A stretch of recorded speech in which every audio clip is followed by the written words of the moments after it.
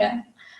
How did you get introduced to BTS? Like, was it through work or was it just casual listening? Or I first became aware of BTS in fall of 2017. So about 3 years ago, I was interning at Billboard, and BTS was getting ready to release "Love Yourself, Her," and it was their first album that cracked the top 10 of the Billboard 200. And so there was a ton of coverage on them. I was interning with another writer who was a big BTS fan.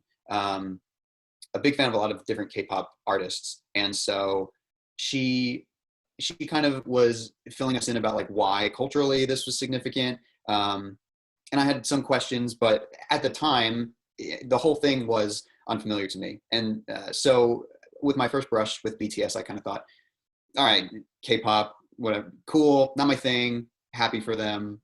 I'm gonna go on my way. Not a big deal. But over the next several months, as they were preparing to release Love Yourself, Tear, you let me know. But that's when I started, shortly before that, I had started working for Forbes as a contributor. And so I was in the business of covering major achievements on the pop charts, artists who were doing extraordinary things and, breaking records. And BTS was beginning to fit that criteria. They were starting to really experience their breakthrough in the States. They began their streak of #1 albums on the Billboard 200. And suddenly, they were everywhere. They were performing at award shows. Tons of mainstream publications started to give them coverage. And so I said, hey, I want a piece of that. I want to write about them too. And so I started writing about the pre-release records that they had broken with Tear. And shortly after that, I think a few months later, that summer, they put out Answer. Idol was a huge hit for them. The album itself, of course, went to #1. And that summer, they also sold out their first US stadium show at Citi Field within, I think, like 30 or 45 minutes.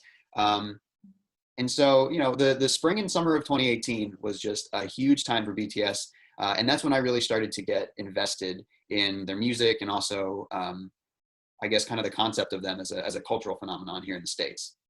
yeah, that's quite a journey. Like, you were there right from the start of their US breakthrough.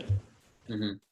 It's interesting because I still feel like, this band has such a rich history. They have such a huge catalog of music. I still feel kind of like I'm new to this whole thing. There's certainly stuff that I am still catching up on. There's plenty that I don't know yet, especially pre-2018, pre-2017 especially. But yeah, I've been really invested in writing about this group for a little over 2 years now. And it's been really rewarding to watch them flourish. That's awesome. And I think like it always feels like they're still not at their peak. Like, they still haven't reached it. There's still so much that they can. Yeah. It's kind of scary, honestly. It's like a force of nature. There's always pressure when artists put out new music to, hit a new milestone, break a new record. How many copies does this thing have to sell, or how many streams does it have to get to be considered a success? And at a certain point, every artist is going to plateau. That's just inevitable. That's how the industry works. But with BTS, I get the sense that they are nowhere near their peak.